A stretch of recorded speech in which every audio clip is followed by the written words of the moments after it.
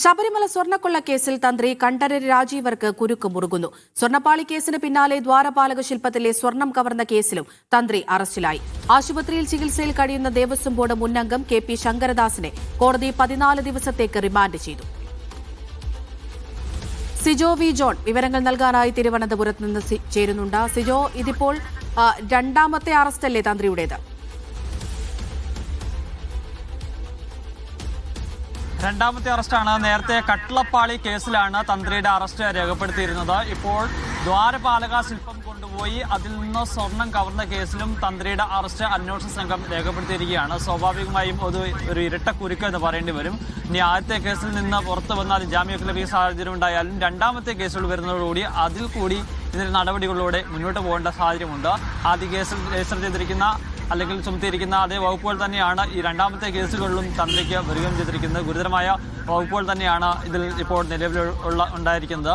അതുകൊണ്ട് ഇനി കഴിഞ്ഞ ദിവസമാണ് തന്ത്രി ആദ്യ കേസ് വന്നതിന് പിന്നാലെ രജിസ്റ്റർ ചെയ്തതിന് പിന്നാലെ അറസ്റ്റിലാക്കപ്പെട്ടതിന് പിന്നാലെ ജാമ്യാപേക്ഷയുമായി കോടതിയെ സമീപിച്ചിരുന്നത്. ഈ അടുത്ത ദിവസത്തേക്ക് ഇതിന്റെ ജാമ്യാപേക്ഷ പരിഗണിക്കാനിരിക്കുകയാണ്. അതോടൊപ്പം തന്നെ ഇനിയിപ്പോൾ രണ്ടാമത്തെ കേസ് വരുമ്പോൾ വീണ്ടും ജാമ്യാപേക്ഷ സമർപ്പിക്കുകയും ഒക്കെ ചെയ്യേണ്ടി വരും. അത്തരം നടപടികളിലേക്ക് തന്ത്രി കടന്നു പോകേണ്ട സാഹചര്യമാണുള്ളത്. ഇത്രയും തന്ത്രിനെ ഇതുവരെയും കസ്റ്റഡിയിൽ ആവശ്യപ്പെട്ടുകൊണ്ട് അപേക്ഷ നൽകിയിട്ടില്ല. വൈകാതെ തന്നെ തന്ത്രിയെ കസ്റ്റഡിയിൽ ആവശ്യപ്പെട്ടുകൊണ്ട് അപേക്ഷ നൽകും.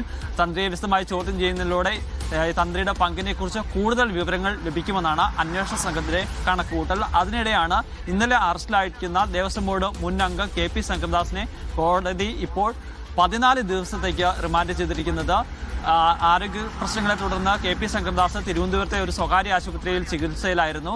അദ്ദേഹത്തെ കോടതിയിലേക്ക് കൊണ്ടുപോകാൻ പറ്റുന്ന സാഹചര്യമായിരുന്നില്ല. അങ്ങനെ കൊല്ലത്ത് നിന്ന് വിജിലൻസ് കോടതി ജഡ്ജി തിരുവനന്തപുരത്തെ ആശുപത്രിയിലെത്തുന്നു. ഒരു മണിക്കൂറത്തേക്ക് ആശുപത്രി മുറി ഒരു കോടതിക്ക് സമാനമായ നടപടികളിലേക്ക് കടന്നു പോവുകയായിരുന്നു. മെഡിക്കൽ രേഖകളൊക്കെ പരിശോധിക്കുകയും ചെയ്തിട്ടുണ്ട്. അതിനുശേഷം അദ്ദേഹത്തെ 14 ദിവസത്തേക്ക് റിമാൻഡ് ചെയ്തിട്ടുണ്ട്. ഇപ്പോൾ സെൻട്രൽ പ്രസിഡന്റിലോട്ടാണ് റിമാൻഡ് ചെയ്തിരിക്കുന്നത്. തിരുവനന്തപുരം സെൻട്രൽ ജയിലിലോട്ടാണ്. ഇനി അദ്ദേഹത്തെ ഈ ആശുപത്രിയിൽ നിന്ന് മാറ്റണമെന്നുള്ള ആറ്റാണ് തീരുമാനം വരേണ്ടതുള്ളത്.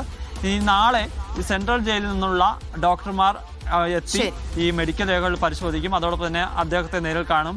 തുടർന്ന് അവിടെ നിന്ന് മാറ്റണമെന്നുള്ള കാര്യത്തിൽ തീരുമാനമെടുക്കും. അങ്ങനെ അവരുടെ സംഘത്തിന്റെ തീരുമാനത്തിന്റെ അടിസ്ഥാനത്തിലായിരിക്കും ഹോസ്പിറ്റലിൽ തുടരുന്ന കാര്യത്തിൽ ഒരു അന്തിമ തീരുമാനം വരിക.